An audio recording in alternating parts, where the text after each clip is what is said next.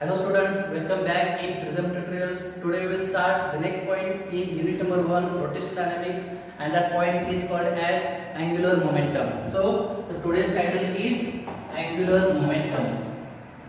Angular momentum. Angular momentum is also called as, or we can say, moment of linear momentum. Moment of linear momentum. Moment of linear momentum. Okay, angular momentum or moment of linear momentum. ज्याला symbol काय दिलेला आपण capital L. Capital L symbol stands for angular momentum or moment of linear momentum. Okay, आता what is mean by moment of linear momentum? बरोबर का? याच्यात आपण बघितलेलं आहे काय moment of mass म्हणजेच काय असणार आहे distance into mass. Moment of force म्हणजेच काय distance into force. Moment of angular velocity म्हणजेच काय असणार आहे distance into angular velocity. Moment of angular acceleration म्हणजेच काय डिस्टन्स इनटू अँग्युलर ॲक्सिलरेशन. जेव्हा कुठं मोमेंट हा वर्ड असेल आणि समोर कुठेतरी फिजिकल क्वांटिटी असेल तर याचा अर्थ काय असणार आहे distance into that physical quantity. इथे फिजिकल क्वांटिटी कोणती आहे लिनियर मोमेंटम. बरोबर का? लिनियर मोमेंटमचं मोमेंट म्हणजेच काय असणार आहे डिस्टन्स इनटू मोमेंटम. कळते का बघा. P means what? P symbol stands for linear momentum. Okay, म्हणजे मोमेंट ऑफ मोमेंटम किंवा मोमेंट ऑफ लिनियर मोमेंटम म्हणजेच काय असणार आहे डिस्टन्स इनटू मोमेंटम. ओके, आणि अँग्युलर मोमेंटम काय आहे हे आपण आता बघायचं आहे. अँग्युलर मोमेंटमचा किंवा मोमेंट ऑफ लिनियर मोमेंटमचा सिंबल काय आहे कॅपिटल L. म्हणजे आपण काय म्हणूया अँग्युलर मोमेंटम कॅपिटल L. बरोबर का? मग कॅपिटल L और R into P आपण असा एक फॉर्म्युला तयार करू शकतो L is equal to R into P. Okay, हा एक बेसिक फॉर्म्युला आहे अँग्युलर मोमेंटमचा in the form of linear momentum. बरोबर का? म्हणजे याच्यात आपण बघितलेलं बघा V is equal to R omega हा देखील फॉर्म्युला आहे. A is equal to R alpha हा देखील फॉर्म्युला आहे. S is equal to R theta हा फॉर्म्युला आहे. बरोबर का? लिनियर डिस्प्लेसमेंट अँग्युलर डिस्प्लेसमेंट दोघांचं relation. Linear velocity angular velocity दोघांचं relation. Okay, linear acceleration angular acceleration दोघांचं रिलेशन. फक्त डिस्टन्स ने काय केलं आपण मल्टिप्लाय केलेलं आहे. सिमिलर इथे पण आहे बघा linear momentum and angular momentum दोघांचं रिलेशन डिस्टन्स ने मल्टिप्लाय केलेलं आहे. बरोबर, म्हणजे L is equal to what R into P. Moment of linear momentum means what angular momentum. कळते का? हा एक बेसिक फॉर्म्युला आहे अँग्युलर मोमेंटमचा. आणखी एक फॉर्म्युला आहे अँग्युलर मोमेंटमचा तो आपण जरा बघूया. आपण आता अँग्युलर मोमेंटमचा आणखी एक फॉर्म्युला काय आहे. ओके, त्यासाठी आपल्याला काय माहिती पाहिजे analogy. Okay, analogy between angular motion and linear motion. बरोबर का? म्हणजे रोटेशन मोशन काय आहे रोटेशन मोशन हा एक टाइप आहे. कोणता टाइप आहे कोणाचा टाइप आहे अँग्युलर मोशनचा टाइप आहे. बरोबर का? अँग्युलर मोशन बरेच टाइप्स आहेत. कर्व्हिलिनियर आहे, सर्क्युलर मोशन आहे, प्रोजेक्टाइल मोशन आहे, रोटेशनल मोशन आहे. हे सगळे काय आहेत अँग्युलर मोशनचे टाइप्स आहेत. बरोबर का? आणि दुसरा एक टाइप म्हणजे कोणता linear motion. Linear motion. Okay, हा एक टाइप. आणि दोघांच्या मध्ये एनालॉजी. बरोबर का? दोघांच्या मध्ये एनालॉजी आपण आता स्टडी करायचा आहे. याच्या आधी बघितलेलं आपण लिनियर मोमेंटम सिंबल काय आहे P. बरोबर का? मोमेंटम म्हणजे काय momentum means product of mass and velocity. Mass and velocity P is equal to mass into velocity. हा फॉर्म्युला आहे मोमेंटमचा लिनियर मोमेंटमचा फॉर्म्युला. म्हणजे एखाद्या रोडवरून एखादी कार चाललेली असेल किंवा एखादी बॉडी जर का मोशन मध्ये असेल विथ वेलोसिटी v आणि त्या बॉडीचं मास काय आहे m तर या बॉडीचं मोमेंटम किती असणार आहे P is equal to mass into velocity. हे मोमेंटम असणार आहे. त्या बॉडीची वेलोसिटी वाढली मोमेंटम वाढणार किंवा कॉन्स्टंट वेलोसिटी असेल मास वाढलं मोमेंटम वाढणार आहे. म्हणजे एखाद्या बॉडीचं मोमेंटम हे कोणावर डिपेंड आहे मास ॲज वेल ॲज वेलोसिटी वरती. बरोबर का? Product of mass and velocity means linear momentum. बरोबर, म्हणजे लिनियर मोशन मध्ये P चा फॉर्म्युला काय असणार आहे मोमेंटमचा फॉर्म्युला काय असणार आहे मास इनटू वेलोसिटी, बरोबर का? आता तेच हाच फॉर्म्युला आपल्याला लक्षात ठेवायचा आहे रोटेशनल मोशन मध्ये, म्हणजेच अँग्युलर मोशन मध्ये. आता अँग्युलर मोशन मध्ये फॉर्म्युला काय आहे बघा. जसे की आपल्याला माहिती आहे P म्हणजेच काय, linear momentum in linear motion, बरोबर. मग रोटेशनल मोशन मध्ये मोमेंटम काय असणार आहे, अँग्युलर. त्याला आपण सिंबल काय द्यायचा आहे, कॅपिटल L. म्हणजे इथे P ची जागा कोणी घेतली, कॅपिटल L ने. P means linear momentum, L means angular momentum, is equal to बरोबर mass is a quantity in linear motion is analogous to moment of inertia in rotational motion. म्हणजे mass आणि moment of inertia दोन्ही काय दोघांची analogy आहे, बरोबर. म्हणजे मासच्या जागेवर कोण आलं, मोमेंट ऑफ इनर्शिया. त्याचबरोबर लिनियर केस मध्ये वेलोसिटी असेल तर रोटेशनल मोशन मध्ये काय येणार आहे, अँग्युलर वेलोसिटी ओमेगा, बरोबर. म्हणजे L is equal to I omega. L is equal to I omega हा बेसिक फॉर्म्युला आलेला आहे अँग्युलर मोमेंटमचा. ओके, काय बघा, L is equal to I omega, where L is angular momentum of a rotating body, I is the moment of inertia of that body, and omega is the angular speed, or we can say angular velocity of rotating body. Okay, and हा झाला तुमचा basic formula for angular momentum. L is equal to I omega. या एनालॉजीवरून आपण हा formula derive केलेला आहे. पण हा जो फॉर्म्युला आहे N is equal to I omega, okay, हा फॉर्म्युला आपल्याला मॅथमॅटिकली डिराइव्ह करायचा आहे. मॅथमॅटिकली हा फॉर्म्युला डिराइव्ह करायचा आहे. त्यासाठी पुढचं एक्सप्रेशन, पुढचं पॉइंट बघायचं आहे आपल्याला. सो अँग्युलर मोमेंटम म्हणजेच काय, अँग्युलर मोमेंटम म्हणजेच मोमेंट ऑफ लिनियर मोमेंटम, आणि मोमेंट ऑफ लिनियर मोमेंटम म्हणजेच काय असणार बाळांनो, R into P. हे लक्षात ठेवा, R into P म्हणजेच काय, मोमेंट ऑफ मोमेंटम. ओके, आणि अँग्युलर मोमेंटमचं सिम्बॉल काय आहे, कॅपिटल L. ओके, हे क्लिअर करा.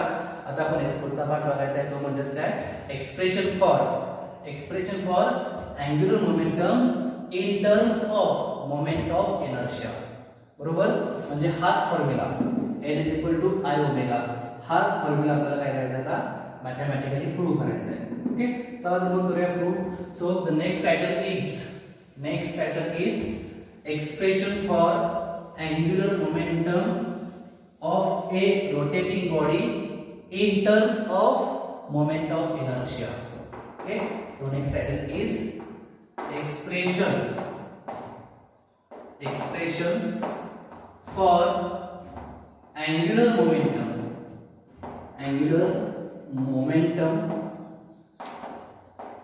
symbol like capital L, in terms of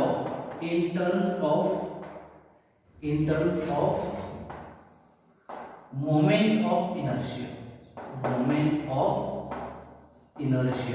okay, moment of इनर्शियाच्या फॉर्म मध्ये आपल्याला काय करायचं आहे, अँग्युलर मोमेंटमचा फॉर्म्युला डिराइव्ह करायचा आहे. ओके, हे आपलं मेन टायटल आहे. समजतंय का बघा. म्हणजे अँग्युलर मोमेंटमचे दोन फॉर्म्युला आपण बघितलेले आहेत. एक म्हणजे R into P हा एक फॉर्म्युला आहे. अँग्युलर मोमेंटम म्हणजे काय, मोमेंट ऑफ मोमेंटम. दुसरा फॉर्म्युला काय आहे, using analogy L is equal to I omega.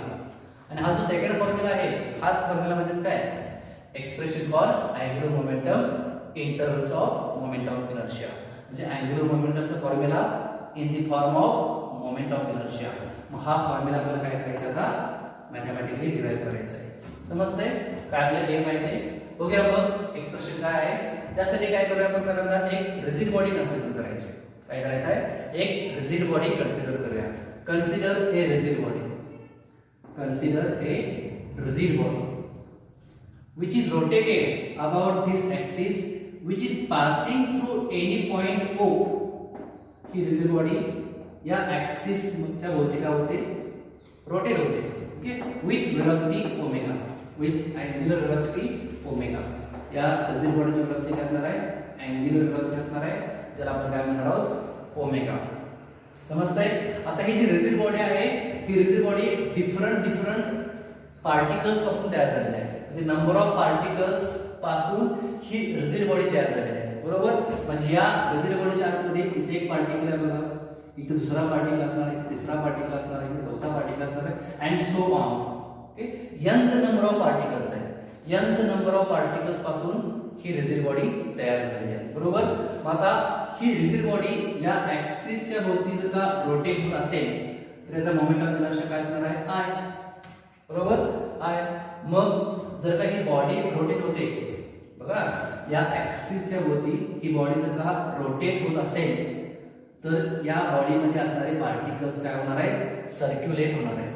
कळते? Body, when body rotates particles are circulates. म्हणजे फॉर एक्झाम्पल हा पार्टिकल असेल तर हा पार्टिकल काय होतो? असं सर्क्युलेट होतो. दुसरा पार्टिकल हा आहे, हा सर्क्युलेट होणार आहे. हा तिसरा particle circulate. Okay, and so on. असे पार्टिकल्स काय होत आहेत? सर्क्युलेट होत आहेत. मग पार्टिकलची जी व्हेलॉसिटी आहे, कोणती व्हेलॉसिटी म्हणालो? अँग्युलर व्हेलॉसिटी, ती सेम असणार आहे ॲज दॅट ऑफ बॉडीची velocity. Means what? The angular velocity of rigid body is equal to the angular velocity of each particle.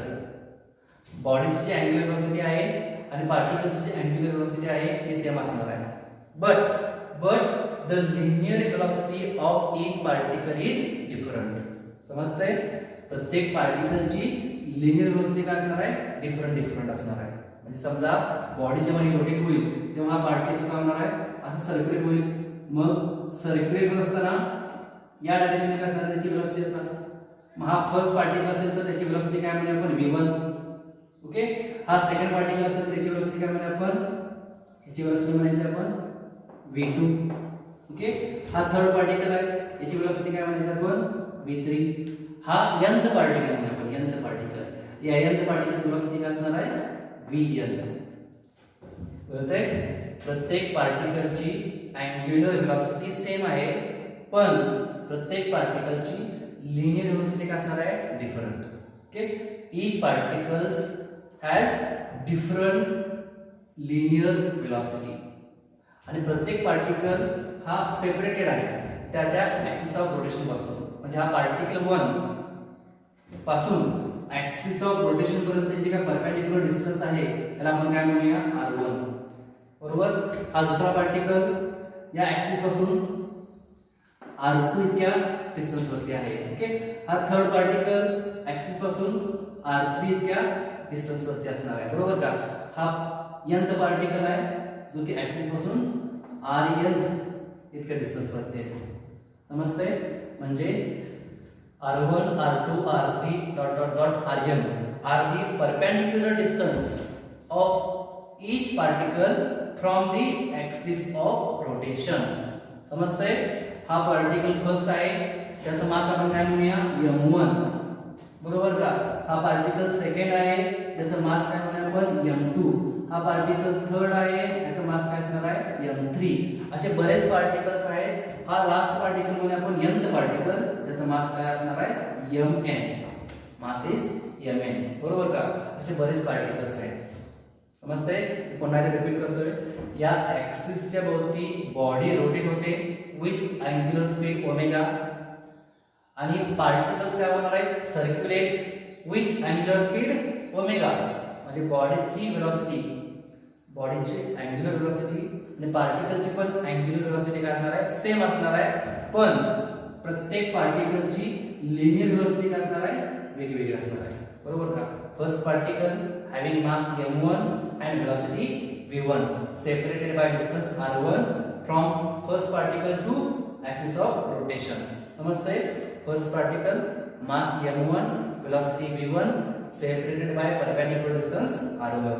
असे बरेच पार्टिकल्स असणार आहेत, असे बरेच पार्टिकल्स असणार आहेत. सो इथे बघा आपण लेट कन्सिडर करा. Let m1 m2 dot dot dot dot mn are the masses of each particles in the body. बरोबर. and v1 v2 v3 dot dot dot vn are the linear velocity of particles. प्रत्येक पार्टिकलची ही linear velocity असणार आहे. and r1 R2, R3, dot dot dot Rn are the perpendicular distance from each particle to axis of rotation. Okay, axis of rotation. ठीक आहे, आपण काय हे parameters आपण consider केले आहे. m1 m2 m3 v1 v2 v3 and so on, r1 r2 r3 and so on, rn. बरोबर का? हे माहिती आहे आपल्याला. Now we know that the velocity, the linear velocity of first particle is v1 is equal to r1 omega. बरोबर ना? v is equal to काय formula आहे? v is equal to r omega हा फॉर्म्युला असणार आहे. मग particle first साठी v1 चा फॉर्म्युला काय असणार आहे? v1 is equal to r1 omega. बरोबर? मग पार्टिकल फर्स्ट चं मोमेंटम काय असणार आहे? p1 is equal to mass into velocity ना. p1 is equal to काय असणार आहे? m1 into v1. First particle साठी मोमेंटम काय असणार आहे? m1 v1. फर्स्ट पार्टिकल ची लिनियर वेलोसिटी काय असणार आहे? v1 is equal to r1 omega. समजते? इथं ओमेगा 1, ओमेगा 2, ओमेगा 3 लिहायचं नाही, कारण प्रत्येक पार्टिकलचा अँग्युलर वेलोसिटी काय असणार आहे? सेम असणार आहे. Okay, omega. Okay, v1 is equal to r1 omega, p1 is equal to m1 v1 हा फॉर्म्युला असणार आहे. आता v1 ची व्हॅल्यू इथे पुट करा. p1 is equal to काय मग? p1 is equal to m1 as it is. v1 means what? r1 omega. p1 is equal to m1 r1 omega. Now the moment of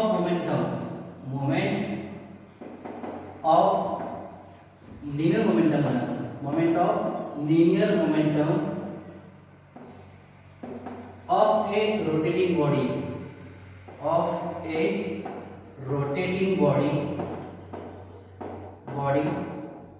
is काय असणार आहे बघा? Moment of momentum म्हणजे काय असणार आहे बघा? r into p ना. आणि मोमेंट ऑफ मोमेंटम चा आपण काय म्हटलेलं आहे? l. काय म्हटलेलं आहे आपण? l is equal to r into p. समजते? We know that moment of momentum is also called as angular momentum हा फॉर्म्युला असणार आहे. ओके, आता फर्स्ट पार्टिकल साठी हा फॉर्म्युला काय असणार आहे? l is the angular momentum of whole body and L1 is the only angular momentum of first particle. एका पार्टिकल साठी angular momentum L1 ठीक is equal to मग r साठी काय येणार आहे? डिस्टन्स r1 येणार आहे. ओके, आणि मोमेंटम काय असणार आहे? p1. Okay, L1 is equal to r1 into p1 हा फॉर्म्युला. पुढे आता काय करायचं आहे? p1 चा जो फॉर्म्युला आपण लिहिलेला आहे ओके, p1 चा फॉर्म्युला कुठे लिहिलेला आहे बघा? हा इथे आहे क्वेश्चन नंबर 1. ओके, हा p1 चा फॉर्म्युला इथे पुट करा. म्हणजे काय येणार आहे बघा त्याचा? So L1 is equal to बघा R1 as it is into P1 means what? P1 means M1 R1 omega. M1 into R1 into omega. Okay, R1 into R1 square म्हणजे काय लिहायचं? असले तुम्ही M1 R1 square omega. L1 is equal to समजताय? हा जर formula L1 साठी म्हणजे एका पार्टिकलचा अँग्युलर मोमेंटमचा हा फॉर्म्युला असणार आहे. L1 is equal to m1 r1 square omega. Okay, लक्षात ठेवा बघा. L1 is equal to m1 r1 square omega हा फॉर्म्युला आपण एका पार्टिकल साठी काढला आहे. असे बरेच पार्टिकल्स आहेत जे काय होत आहेत? सर्क्युलेट होत आहेत. बरेच पार्टिकल्स काय होत आहेत? सर्क्युलेट होत आहेत. ओके, आता एका पार्टिकल साठी अँग्युलर मोमेंटम काय दिला आहे? L1 is equal to m1 r1 square omega हा फॉर्म्युला दिला आहे. सेकंड पार्टिकल साठी फॉर्म्युला काय असणार आहे? L2 is equal to m2 r2 square omega. Okay, third particle साठी L3 is equal to m3 r3 square omega and so on. Okay, किती particles आहेत? n number of particles. n particle साठी काय असणार आहे? L is equal to mn rn square omega. Okay, mn rn square omega असे फॉर्म्युले झाले. बरोबर. प्रत्येक पार्टिकल साठी आपण अँग्युलर मोमेंटम काढलेला आहे. नाव the total angular momentum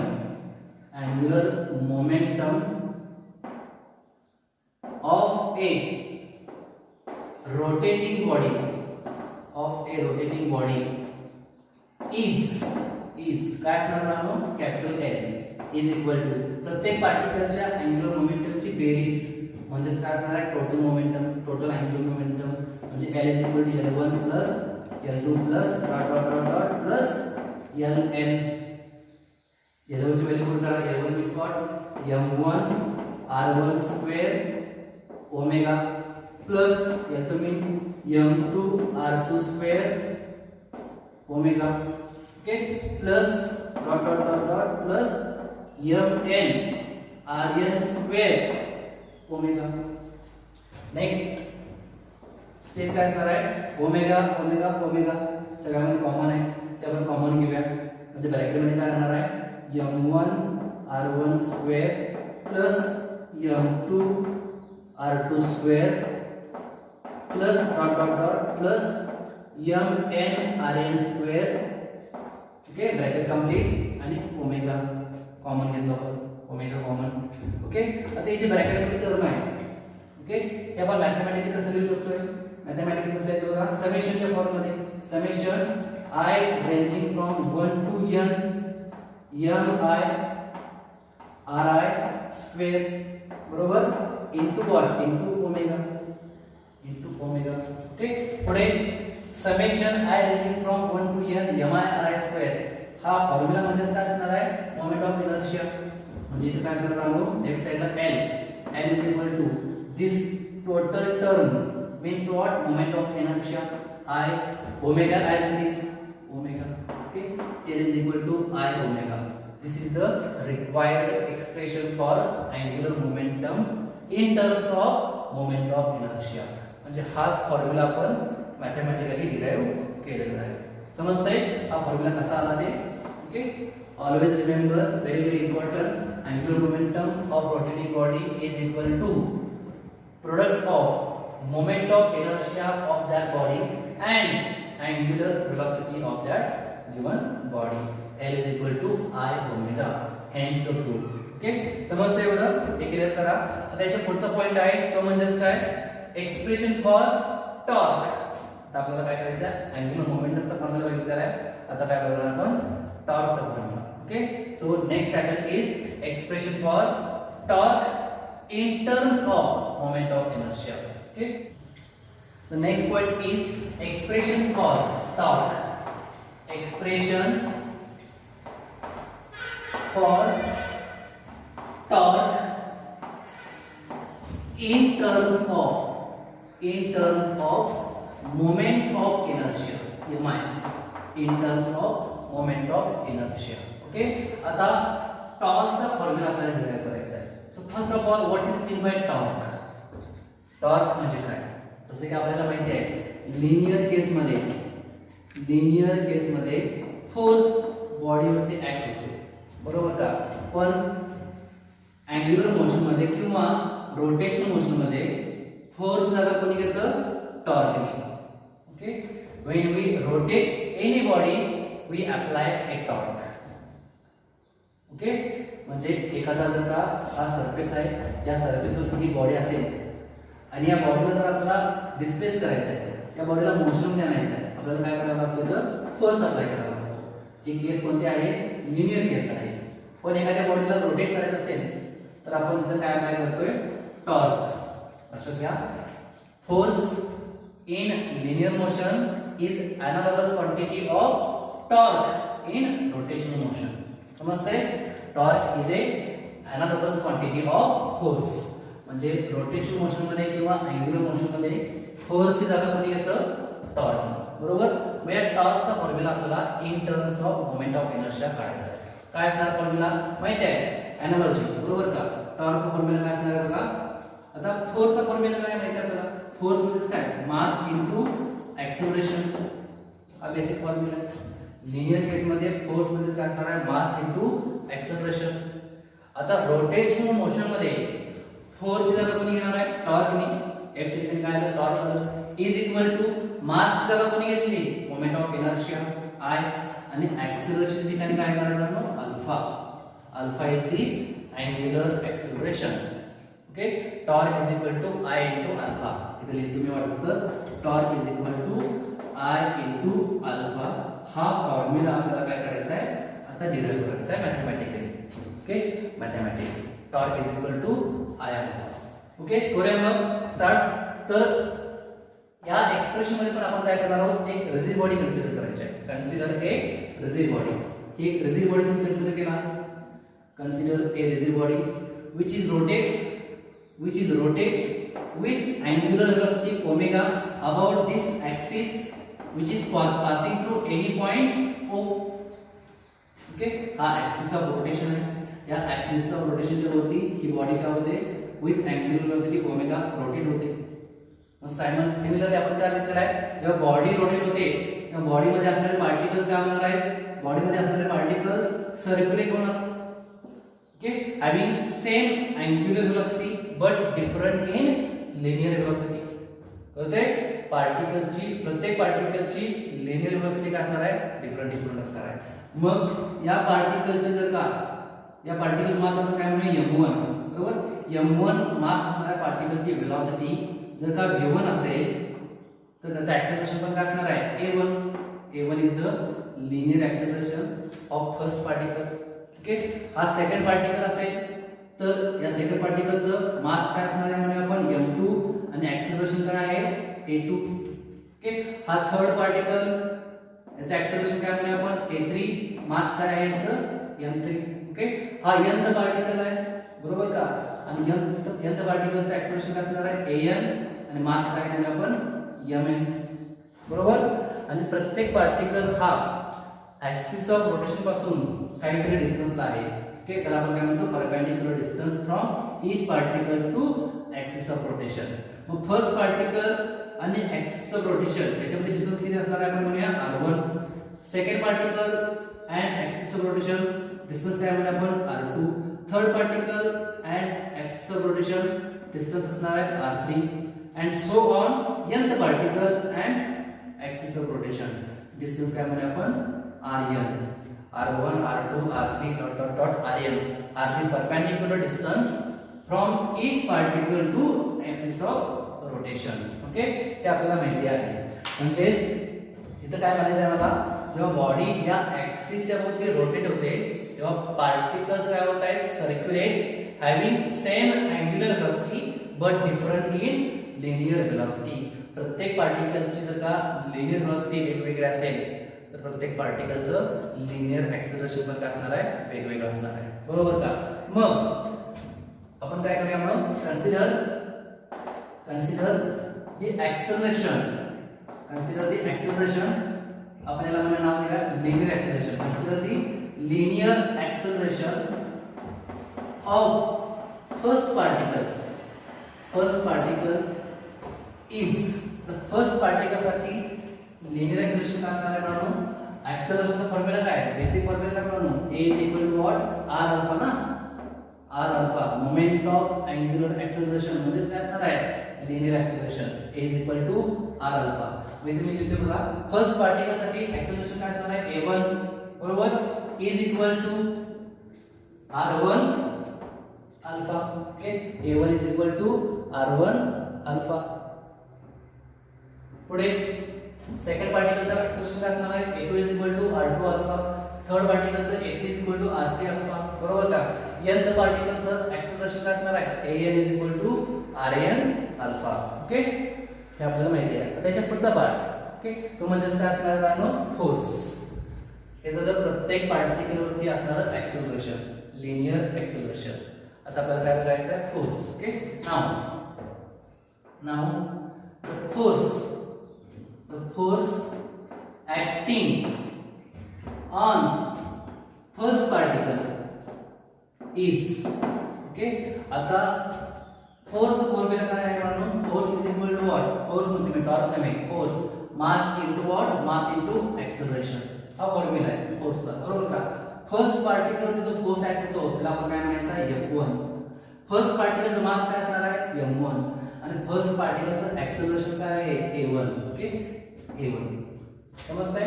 f1 is equal to m1 into a1 हा फर्स्ट पार्टिकलवरती असणारा फोर्स. सेकंड पार्टिकलवरती फोर्स किती असणार आहे, f2 is equal to m2 into a2. Last particle आहे nth पार्टिकल, फोर्स काय असणार आहे, fn is equal to m1 into an. Okay, mn into an हे फोर्सेस फॉर्म्युले. and a torque acting on a first particle is the first particle मध्ये जो torque act होणार आहे, तर टॉर्क कसं बोलायचं आपण, टो. हा टोचा फॉर्म आहे ना. आणि फर्स्ट पार्टिकल मध्ये जो टॉर्क ऍक्ट होतो त्याला आपण काय म्हणायचं, टो1, बरोबर, इज इक्वल टू. तर टॉर्कचा फॉर्म्युला काय आहे, ओके, माहिती आहे आपल्याला. म्हणून काय formula, torque is equal to r into f, बरोबर ना. मोमेंट ऑफ फोर्स म्हणजेच काय असणार आहे, torque is equal to r into f. हे बेसिक फॉर्म्युला माहिती पाहिजे. तर torque is equal to r into f, v is equal to r into omega, a is equal to r into alpha. Okay, हे formula माहिती पाहिजे. Torque is equal to r into f, l is equal to what, l is equal to r into p. Angular momentum, linear momentum relation, torque force relation. Okay, मग हाच formula आपण आता first particle से apply करायचा आहे. First particle वरती जो torque act होतो त्याला आपण काय म्हणूया, टो1, बरोबर. डिस्टन्स किती आहे फर्स्ट पार्टिकलचं, एक्सच्या रोटेशन पासूनचं r1, इथं काय लिहायचं मी, r चे काय लिहितोय, r1 into force acting on first particle is f1 is equal to r1 as it is into f1 means what, f1 means m1 into a1. okay, m1 into a1 okay. पुढे r1 as it is, m1 as it is into a1 means what, a1 means r1 alpha. okay, इथे पुढे करा मग r1 alpha, r1 into r1 square. तुम्ही कसं लिहितो बघा, हे m1 r1 square into alpha. हा जरा टॉर्कचा फॉर्म्युला फॉर फर्स्ट पार्टिकल, बरोबर का. मग सेकंड पार्टिकल साठी काय असणार टॉर्कचा फॉर्म्युला, सिमिलरली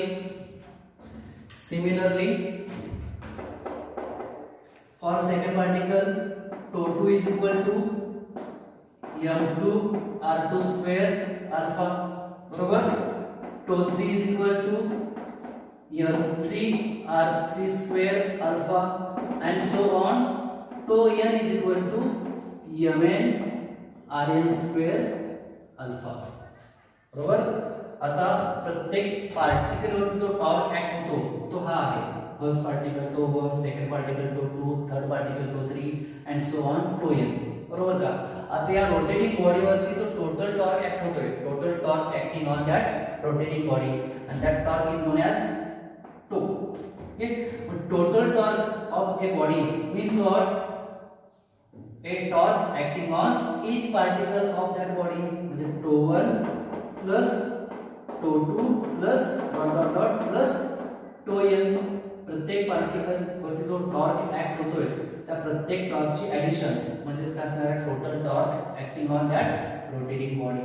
ओके, मग टो1 ची व्हॅल्यू पुट करा. टो1 काय आहे, टो1 means m1 r1 square alpha, put केलं m1 r1 square alpha plus टो2 काय असणार आहे, m2 r2 square alpha. Okay, पुढे plus dot and so on plus टोn means mn rn square alpha. ठीक, हे फॉर्म्युला असणार आहे. अल्फा कॉमन आहे, कॉमन घेऊया. काय राहते in bracket m1 r1 square plus m2 r2 square plus dot plus mn rn square in bracket alpha. Bracket complete, alpha common, बरोबर का. नेक्स्ट पुढे काय येणार बघा, पुढची पुढची स्टेप काय असणार आहे, लेफ्ट साइड से torque is equal to. Okay, आता ही जी टर्म आहे ब्रॅकेट मध्ये हेच आपण काय करतो, समेशनच्या फॉर्ममध्ये लिहायचं समेशन. सो काय येणार बघा इथं summation I ranging from 1 to n. Okay, summation I ranging from 1 to n mi